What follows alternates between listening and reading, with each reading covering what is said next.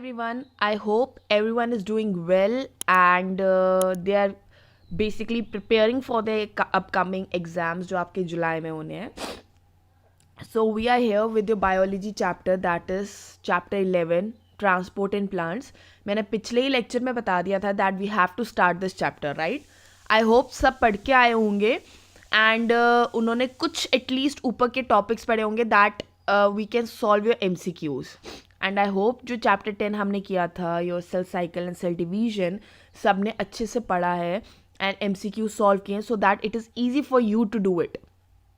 ठीक है, तभी मैं आपको कह रही हूँ प्लीज़ साथ साथ चलिए. राइट, आई बेसिकली ऑलमोस्ट मैं हर एक लेक्चर में यही बोल रही हूँ कि इसको करिए, क्योंकि इट्स नॉट दैट कि आपका बिल्कुल बेसिक साइंस चल रहा है यहाँ पे जिसके आपके पास कुछ 11-12 चैप्टर थे. इस बार ये आपकी प्रॉपर 11th-12th इन्वॉल्व है, so it will be very difficult क्योंकि ये अपने आप में इतना लेंथी है. It's not about that you can not do it, but it is too lengthy. अगर आप आज भी स्टार्ट करते हैं, if you are not started at least आज भी स्टार्ट करते हैं, it will be very much easy for you कि आप इसको बाद में एटलीस्ट रिविजन दे सकें, क्योंकि ये बहुत सारे चैप्टर्स हैं. यूनिट C5 है और उसमें भी फर्दर सब डिवीजन है फॉर योर चैप्टर्स. हर एक यूनिट कंसिस्ट करता है अराउंड 3 to 4 चैप्टर्स, फाइन, और 4 to 5 you can say. So you need to just do it okay on regular basis.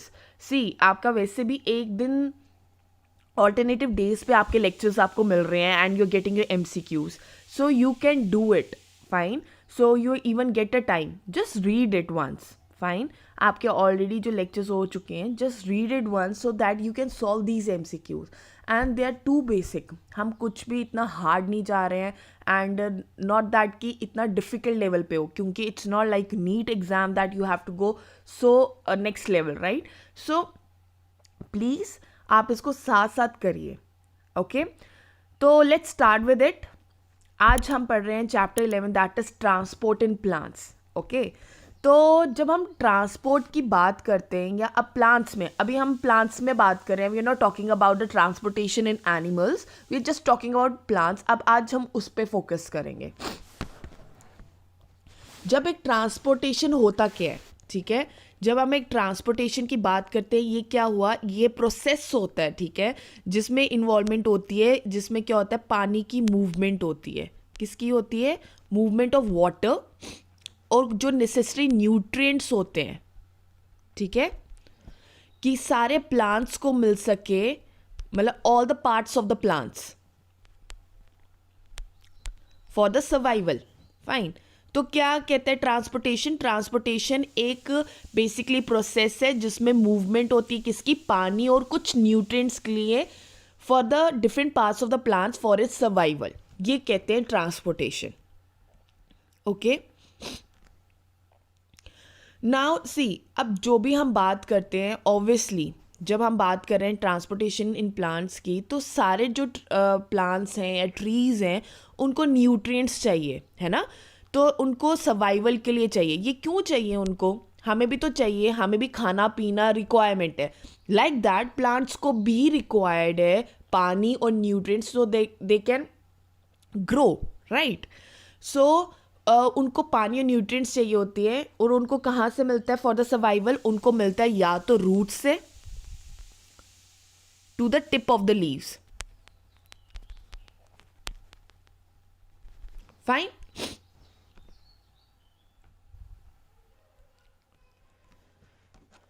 Okay, now see, अब जो ट्रांसपोर्टेशन है वो different means के थ्रू हम कवर अप करते हैं, ठीक है.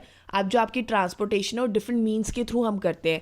या तो उसमें एब्जॉर्प्शन प्रोसेस टेक प्लेस करता है, या तो ट्रांसलोकेशन टेक प्लेस करती है, जिसको हमने पढ़ा होगा और आपने तो पढ़ा ही है, ठीक है. I am just giving you a crux कि हम क्या कवर अप करने वाले हैं और उसी के रिलेटेड आके क्वेश्चंस आने वाले हैं. जैसे हमारी बॉडी में, ह्यूमंस की बॉडी में क्या होता है? ट्रांसपोर्टेशन, सर्कुलेटरी सिस्टम होता है, राइट. वैसे ही उनमें जो प्रोसेस होता है that is through xylem and phloem, ठीक है. जाइलम और फाइलम जो होते हैं ये एक्सटेंड आउट होते हैं थ्रू आउट द प्लांट, ठीक है.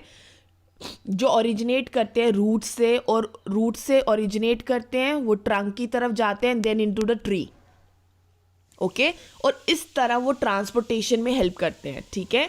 तो बाय मीन्स अगर तुम्हें कोई पूछे कि किसके थ्रू होता है, थ्रू एब्जॉर्प्शन एंड ट्रांसलोकेशन, इसके अंदर भी हम फर्दर चीज़ें पढ़ेंगे। एंड जाइलम एंड फाइलम, और कौन हेल्प करता है, that is xylem and phloem. These are the two things जिसके थ्रू ये एक्सटेंड आउट होता है। जैसे आपका सर्कुलेटरी सिस्टम है ना, आपकी वेसल्स हैं, आर्टरीज, वेन्स हैं, जिसके थ्रू ट्रांसपोर्टेशन टेक प्लेस करती है विद इन द ह्यूमन, वैसे हमारे जो प्लांट्स में जाइलम और फाइलम होता है। Okay, I hope you are clear.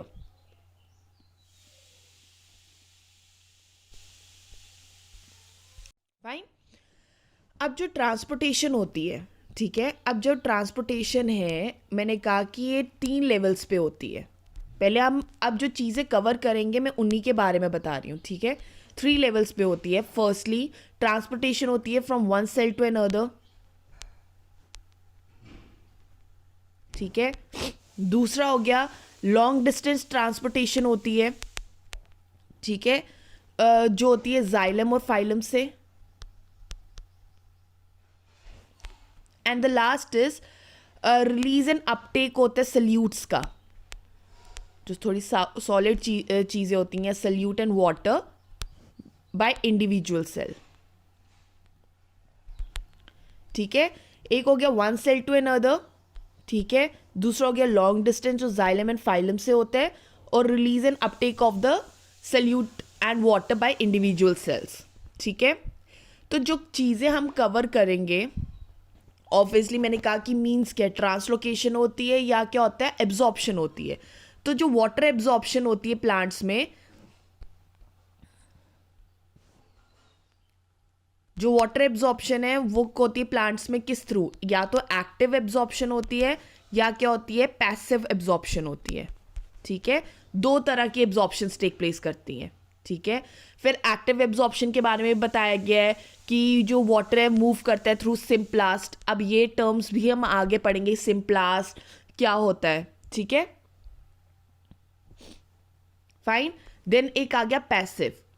अब इसमें क्या होता है, जब एक्टिव एब्जॉर्प्शन होती है इसमें कुछ फोर्सेस रिक्वायर्ड होते हैं, ठीक है। जबकि पैसिव जो होती है, ये जो होती है अपने आप एक कहते हैं, ये थ्रू ट्रांसपिरेशन पुल के थ्रू टेक प्लेस करती है, ठीक है।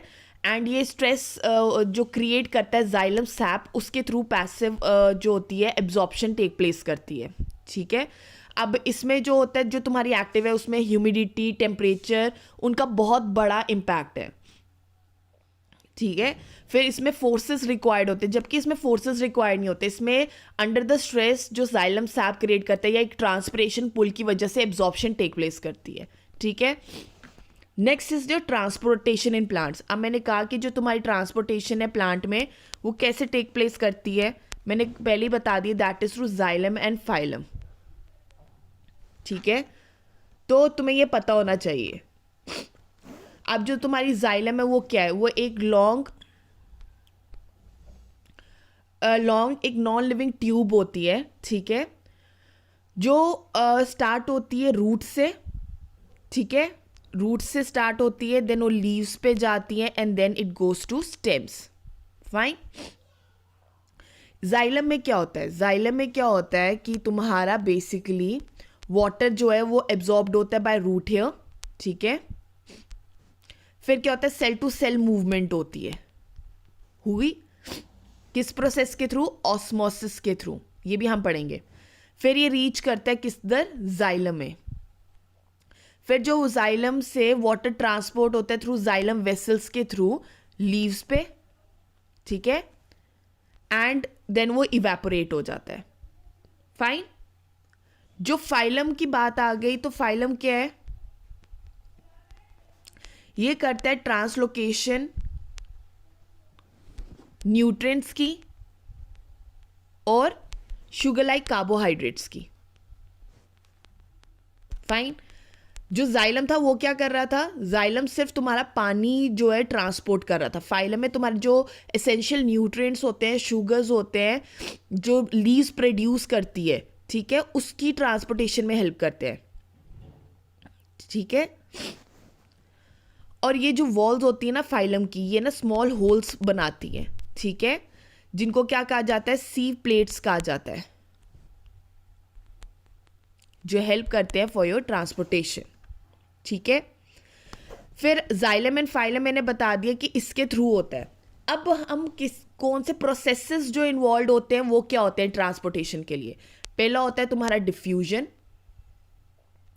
फिर आ गया facilitated diffusion, and last is active transport.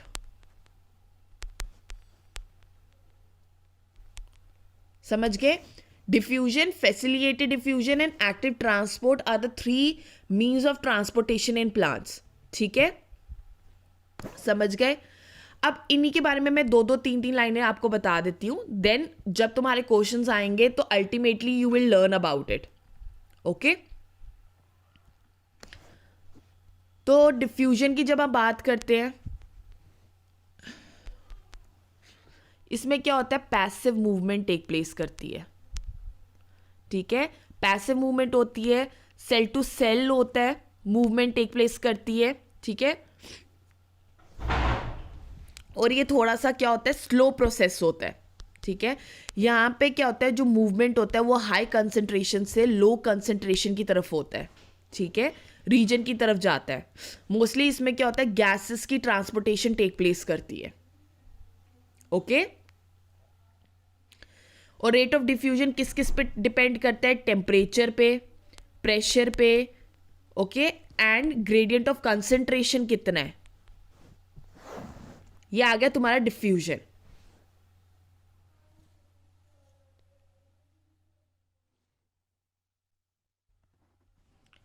दूसरा आ गया तुम्हारी फैसिलिटेटेड डिफ्यूजन, ठीक है। नाउ देखो, जो इसमें क्या होता है, जो स्मॉलर सब्सटेंस होते हैं, ठीक है, वो फास्टर डिफ्यूज करेंगे compare to the large one, ठीक है। फैसिलिटेटेड डिफ्यूजन भी क्या होता है, एक तरह का पैसिव प्रोसेस है, जिसमें क्या होता है, एंटीपोर्ट होता है, यूनिपोर्ट होता है और सिम्पोर्ट होता है। 3 तरह के हम ये पढ़ेंगे और इस पे क्वेश्चंस भी आते हैं, ठीक है। जो एंटीपोर्ट होता है उसमें क्या होता है, प्रोटीन एक्सचेंज जो टेक प्लेस करता है, ठीक है, वो होता है बाय द सल्यूट्स, ठीक है। वो क्या करते हैं, ट्रांसपोर्ट करते हैं देम इन एंड आउट, मतलब entry out of the cell, ठीक है। जो यूनिपोर्ट होता है, ठीक है, वो सिंगल सल्यूट कैरी करता है क्रॉस द मेम्ब्रेन, ठीक है। और जो सिम्पोर्ट प्रोटीन होता है वो ट्रांसफर करता है 2 डिफरेंट सल्यूट्स, ठीक है, simultaneously in the same direction, ठीक है। एंटीपोर्ट हो गया डिफरेंट डायरेक्शंस में, यूनिपोर्ट हो गया एक डायरेक्शन में, और सिम्पोर्ट हो गया एक ही डायरेक्शन में ट्रांसपोर्टेशन टेक प्लेस करती है, समझ गए। फिर उसके बाद हम पढ़ेंगे about the active transport. Diffusion पढ़ ली, फैसिलिटेटेड डिफ्यूजन पढ़ ली, अब एक्टिव ट्रांसपोर्ट। जो एक्टिव ट्रांसपोर्ट होता है, जो मतलब इसमें आपको एक फोर्स रिक्वायर्ड होती है, और वो फोर्स कहाँ से मिलती है, एटीपी मॉलिक्यूल से, ठीक है।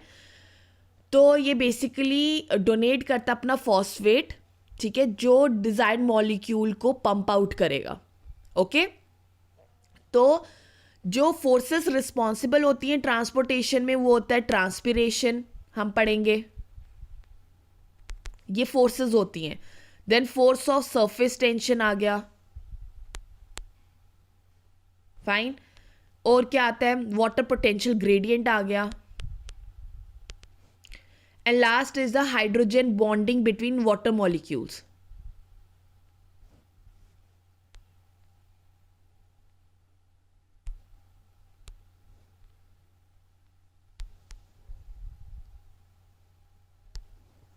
Fine. So these are the driving forces responsible for the transportation in plants. समझ गए? I hope I am clear. तो इन्हीं टॉपिक्स पे हम डिस्कस करेंगे, और कुछ भी रह गया है then will continue with your MCQs, ठीक है। अब चलते हैं, थोड़ा सा आपको आइडिया मिल गया होगा। Let's start with now your transport in plants.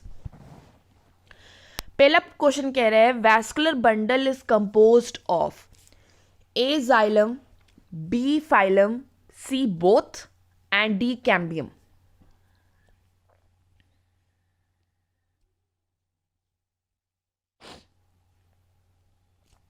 So vascular bundle जो प्लांट्स का वो किससे बना होता है? It is made up of that is C both xylem and phloem. अभी हमने पढ़ा है जो वैस्कुलर बंडल होता है वो दोनों चीजें कंटेन करता है. जाइलम जो होता है वाटर ट्रांसपोर्ट के लिए होता है और फाइलम जो होता है ये मेन हमारा ट्रांसपोर्टिंग सिस्टम है. ठीक है, fine. So C is your correct answer.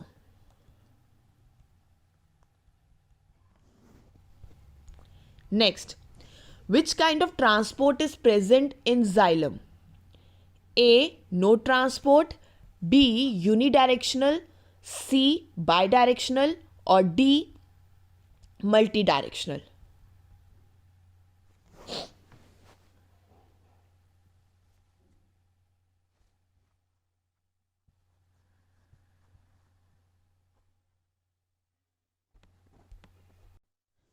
So what is the correct answer? Your correct answer is B. Unidirectional. ठीक है. जो जाइलम ट्रांसपोर्ट होता है वो क्या होता है? ट्रांसपोर्ट होता है वाटर का.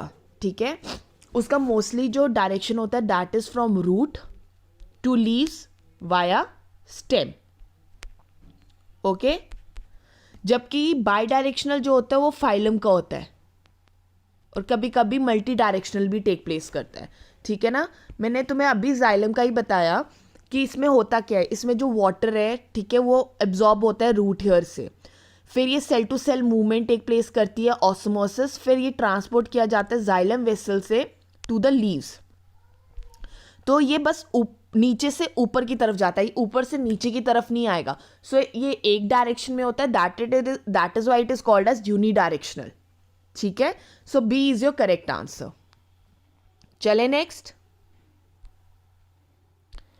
Mineral nutrients are taken up by the A. leaves, B. stems, C. branches or D. roots.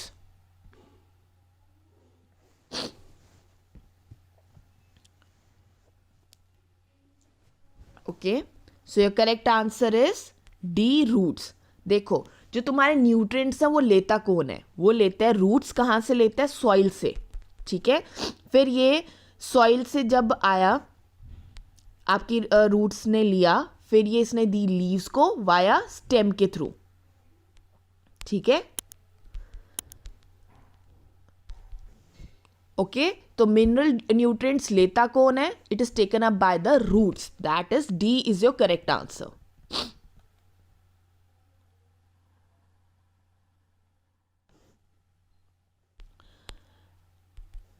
Minerals are re-exported by A. leaves, B. stems, C. branches or D. roots.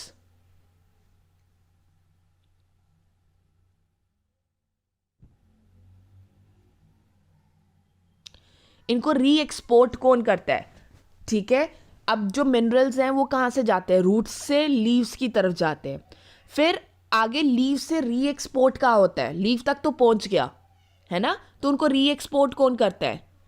इसी में तुम्हारा answer है, that is a. Leaves. ठीक है, अब मैंने क्या बोला? सॉइल से जब रूट्स से स्टेम के थ्रू वाया लीव्स को मिल जाता है, ठीक है, फिर ये जो लीव्स होती हैं ये फर्दर न्यूट्रिएंट्स को डिस्ट्रीब्यूट करती हैं अगेंस्ट द डिफरेंट ऑर्गन्स. जैसे ब्रांचेस हो गई तुम्हारी, फ्रूट हो गया, ठीक है, सीड हो गया, एम्ब्रोयो हो गया, इन सबको आगे लीव्स डिस्ट्रीब्यूट करेगी.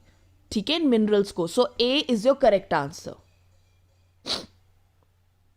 ओके, चले next. Who is the father of plant physiology? Plant physiology का फादर कौन है? A. Stephen Hales, B. Schwendener, C. Melvin Calvin और D. Lipman.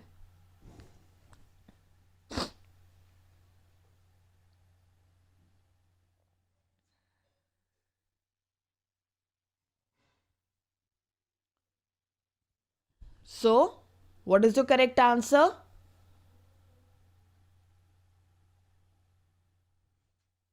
Your correct answer is A.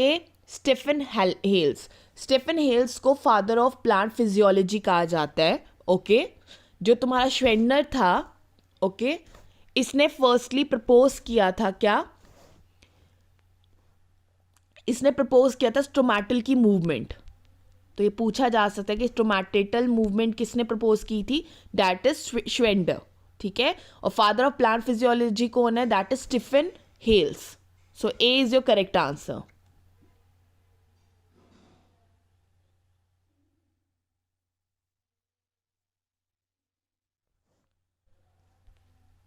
Okay, चले next. Plant lose water mainly by the process of A guttation, B exudation, C transpiration और D evaporation. Plant जो पानी loose करता है वो कौन से प्रोसेस के थ्रू होता है?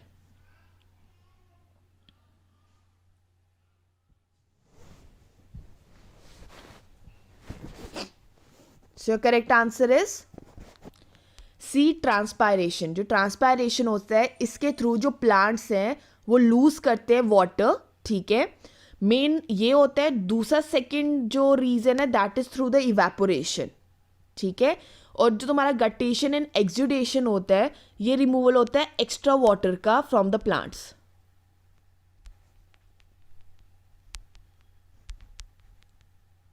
ठीक है, so transpiration is involve with for the loss of the water. Fine, fine. तो ये होता है बेसिकली जो तुम्हारा ट्रांसपिरेशन है। ठीक है, ट्रांसपिरेशन जो होता है बेसिकली वो तुम्हारा क्या है? That is a evaporative loss होता है वाटर का। ठीक है, किससे? Of water by the plants. ठीक है, और ये किसके थ्रू होता है? That is through stomata. ठीक है, जो स्टोमेटा होते हैं लीव्स में उसके थ्रू होता है। अब क्या होता है ट्रांसपिरेशन का प्रोसेस? ठीक है, यहाँ पे पढ़ लेते हैं। तुम्हारी आ गई रूट्स। ठीक है, वाटर एब्जॉर्ब होता है बाय द रूट्स। ठीक है, वो ट्रैवल करेगा ऊपर की तरफ। फाइन, ठीक है। अब इसके जो अंडर साइड होते हैं ना, स्मॉल पोर्स होते हैं जिसको हम स्टोमेटा कहते हैं। इस स्टोमेटा के थ्रू क्या होता है? इवेपोरेशन टेक प्लेस करती है of the water vapour, loss हो जाता है। ठीक है, और उस प्रोसेस को क्या कहा जाता है? ट्रांसपिरेशन। फाइन, ठीक है, चले नेक्स्ट।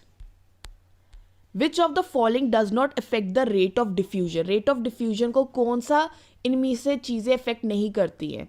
ए temperature, B pressure, C ATP available और डी कंसंट्रेशन ग्रेडियंट।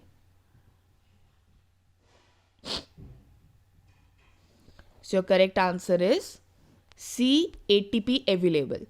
जो रेट ऑफ डिफ्यूजन क्या है अभी हमने पढ़ा है वो एक पैसिव प्रोसेस है। क्या है? एक पैसिव प्रोसेस है। ठीक है, वो डिपेंड करता है टेम्परेचर, प्रेशर और कंसंट्रेशन ग्रेडियंट पे। ठीक है, उसको ATP molecule is required for active transport. जो पैसिव होती है डिफ्यूजन, ठीक है, एक्टिव ट्रांसपोर्ट में एटीपी की रिक्वायरमेंट होती है। Okay, temperature, pressure and concentration gradient पे जो होता है रेट ऑफ डिफ्यूजन डिपेंड करता है। So which is not does not affect the rate of diffusion? That is C. Okay, चले नेक्स्ट। दो स्टेटमेंट्स दिए हैं, आपको बताना है कि इसमें से कौन सी चीज करेक्ट है।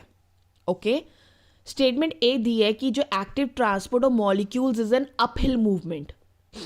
ओके, एंड स्टेटमेंट बी ये बोला है कि जो सिंपल डिफ्यूजन होती है it is a non selective process. So you have to tell कि दोनों स्टेटमेंट्स ट्रू हैं, स्टेटमेंट दोनों फॉल्स हैं, ए ट्रू है एंड बी फॉल्स है, और या बी ट्रू है या ए फॉल्स है।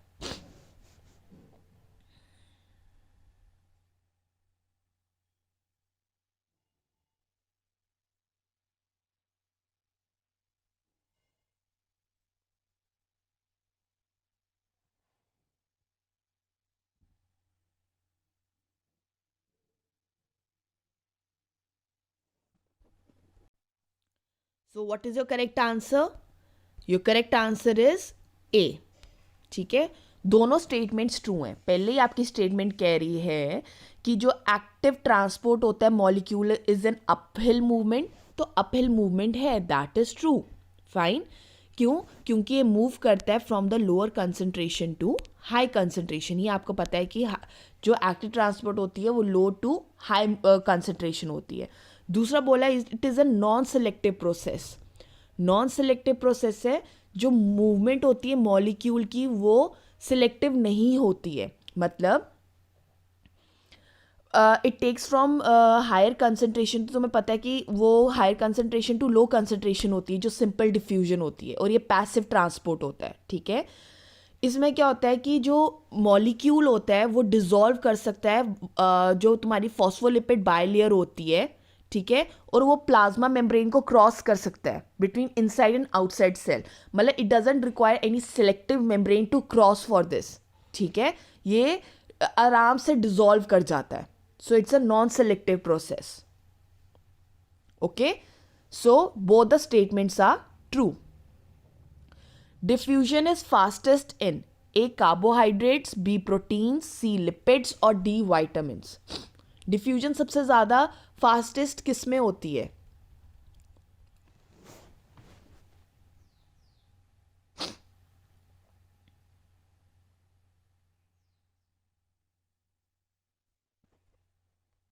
So what is your correct answer?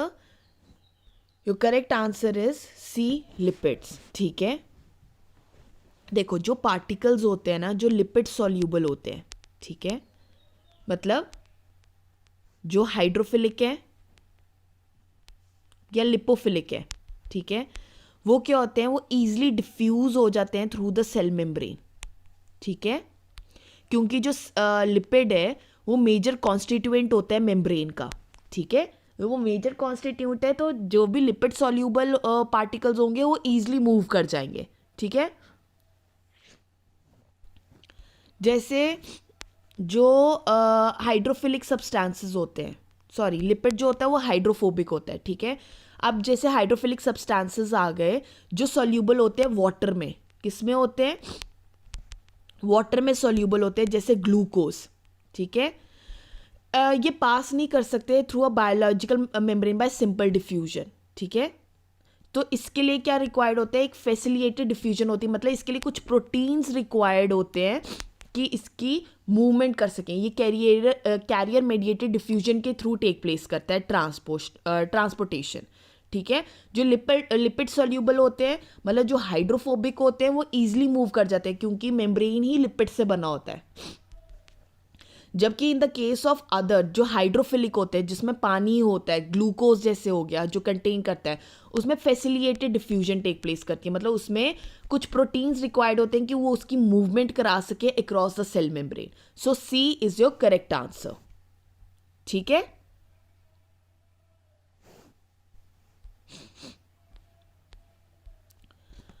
pumps are proteins that use energy to carry substance across the cell membrane.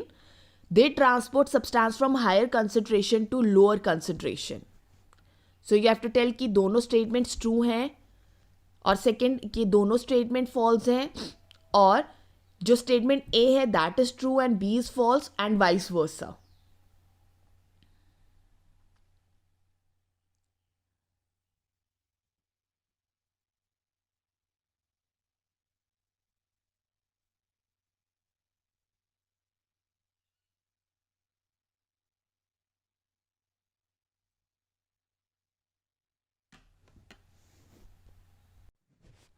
So what is your correct answer?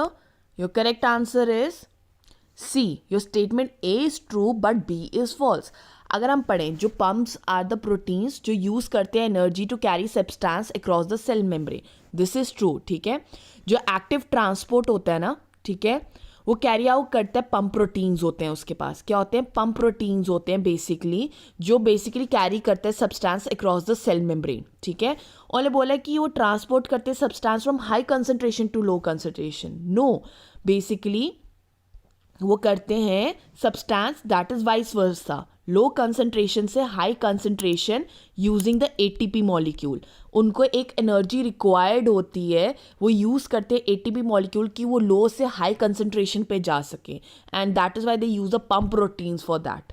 ठीक है, so B is the wrong statement. So A ही correct है, तो according to that C is the correct answer. Fine, चले next. The amount of water lost by the plants due to transpiration and guttation is A 98%, B 12%, C 92% or D 50%.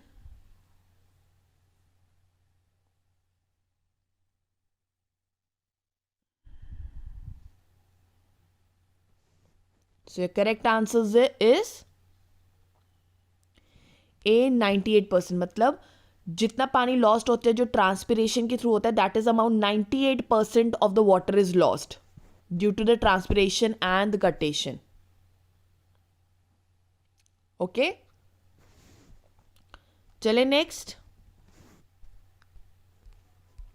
The unit of water potential is A psi,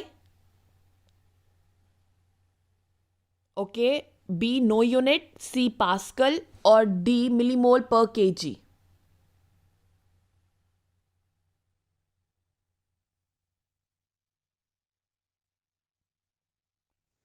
So what is your correct answer?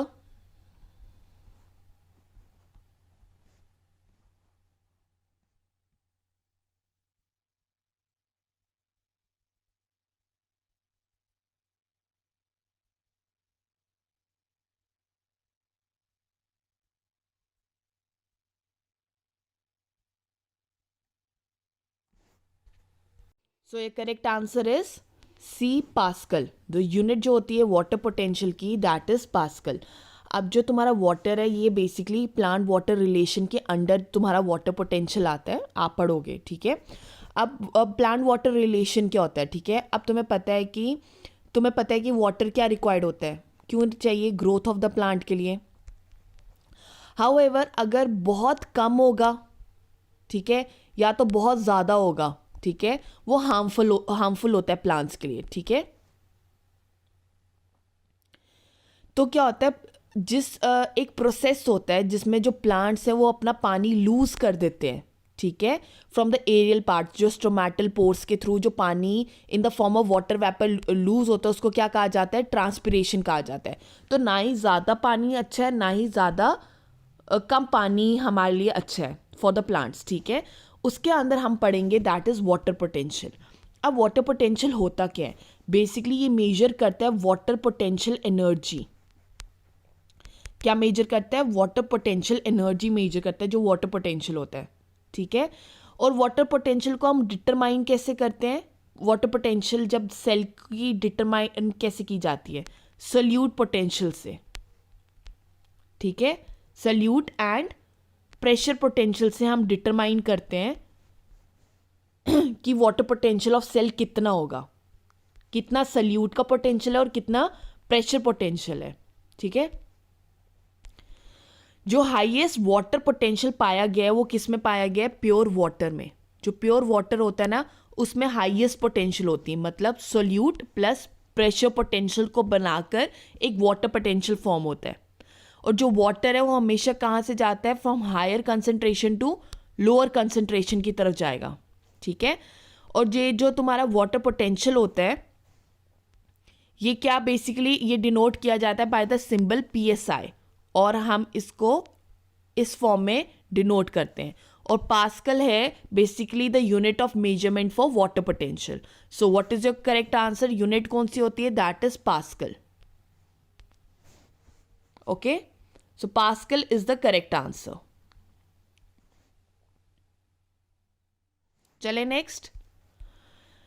The pressure built up against the cell wall of the plant cell due to diffusion of water causes the cell to become A. flaccid, B. turgid, C. plasmolized or D. imbibed.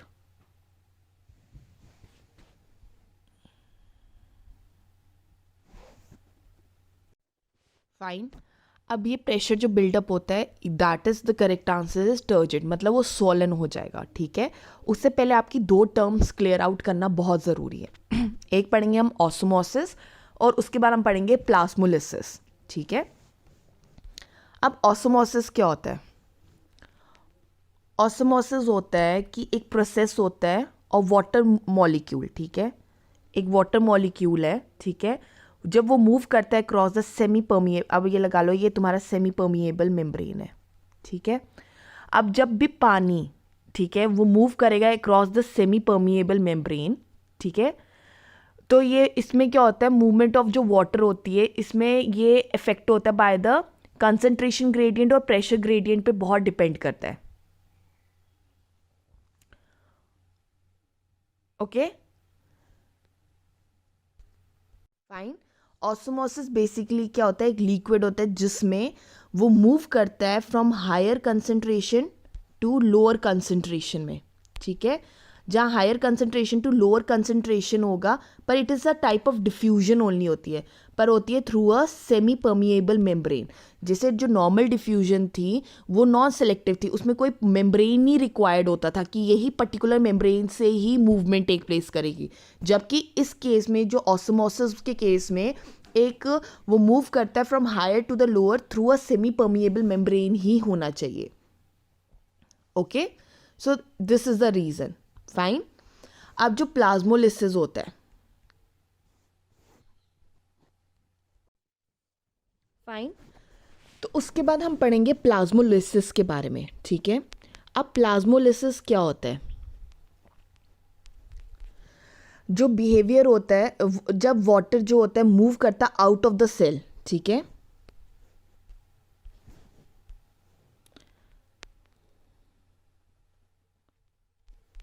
जब water जो है वो move करेगा out of the cell, ठीक है, जब उसको एक हमने हाइपोटोनिक सोल्यूशन में रखा होता है तो उसको कहा जाता है plasmolysis, okay.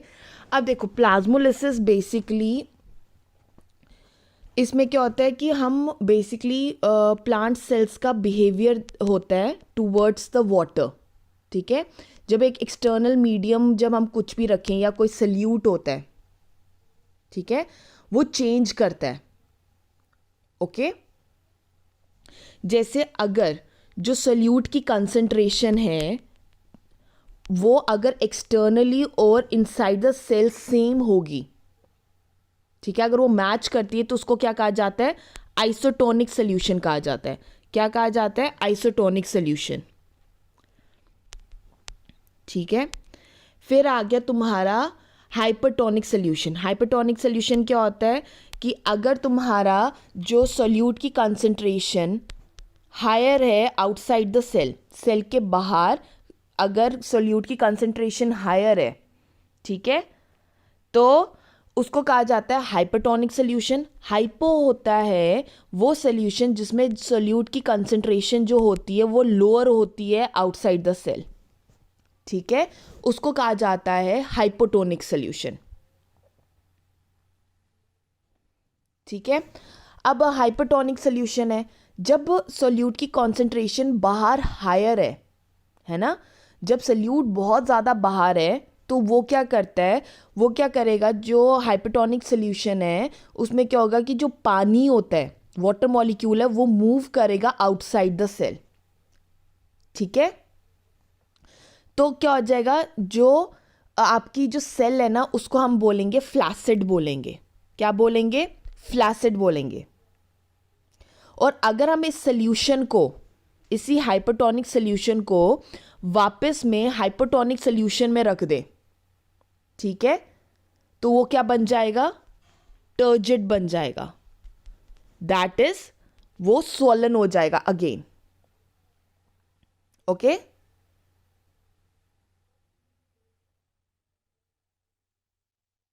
Fine. So basically ये डिफरेंट डिफरेंट कंडीशंस हैं, जैसे hypertonic, isotonic and hypotonic solutions, okay. तो इस प्रोसेस, ये पूरे प्रोसेस को ही हम प्लाज्मोलिसिस कहा जाता है। मतलब जो प्लाज्मोलिसिस है इट्स अ रिवर्स कंडीशन कि ये स्वेल आउट भी हो जाता है और ये ये स्वेल भी हो जाता है और ये श्रिंक आउट भी हो जाता है, which depends upon hypotonic and hypertonic solution. Fine. So what is your correct answer? उन्होंने बोला अगर प्रेशर बिल्ड किया जाए against the cell wall of the plant cell due to diffusion of water causes the cell to become turgid, तो क्या हो जाएगा?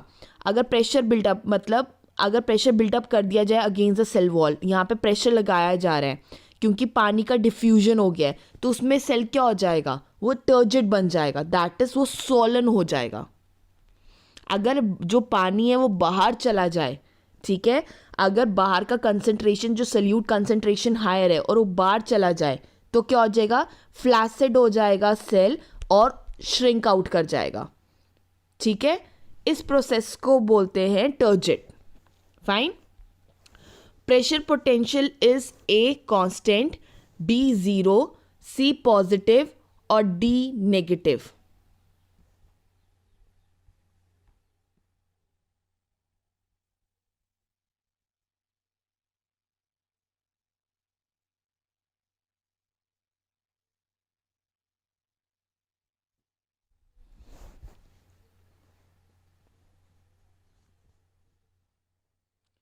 जो pressure, so correct answer is C. जो तुम्हारा प्रेशर पोटेंशियल होता है वो पॉजिटिव होता है, पर ये नेगेटिव किन चीज़ों में बनता है? जब जाइलम रिक्वायर्ड होता है कि वो वाटर ट्रांसपोर्ट कर सके टू द स्टेम, ठीक है, तब नेगेटिव पोटेंशियल बनता है. जो वाटर पोटेंशियल होता है वो ज़ीरो होता है. ओके. और जो तुम्हारा सोल्यूट पोटेंशियल होता है वो नेगेटिव होता है. Fine. So pressure potential is C positive.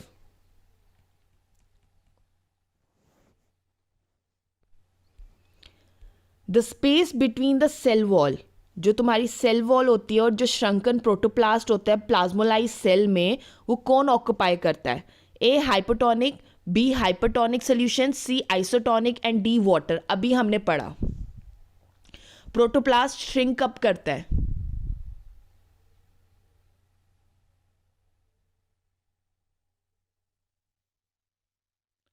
So your correct answer is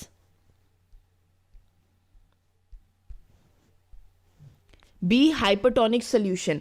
hypertonic solution में क्या पढ़ा कि जब सल्यूट की कॉन्सेंट्रेशन बाहर की तरफ हाई है, ठीक है, तो वाटर मूव करता है आउट ऑफ द सेल, तो वो क्या हो जाता है? श्रंक हो जाता है. So space between the cell wall, और जब श्रंकन प्रोटोप्लास्ट कब टेक प्लेस करता है? In the case of hypertonic solution. और स्वेल कब करता है? In the case of hypotonic solution. क्योंकि इसमें क्या होता है, जो सल्यूट का कंसंट्रेशन होता है वो लो होता है आउटसाइड द सेल, ठीक है, तो पानी क्या होता है? वो मूव करता है इनसाइड द सेल, जिसकी वजह से वो क्या हो जाता है? वो स्वेल अप हो जाता है. और आइसोटोनिक सोल्यूशन के केस में वो क्या बन जाता है? फ्लैसिड बन जाता है. ओके. तो what is your correct answer? B is your correct answer. Last question करेंगे. Which of the following is a reversible phenomena? A plasmolysis, B turgidity, C flaccidity और डी इम्बाइबेशन.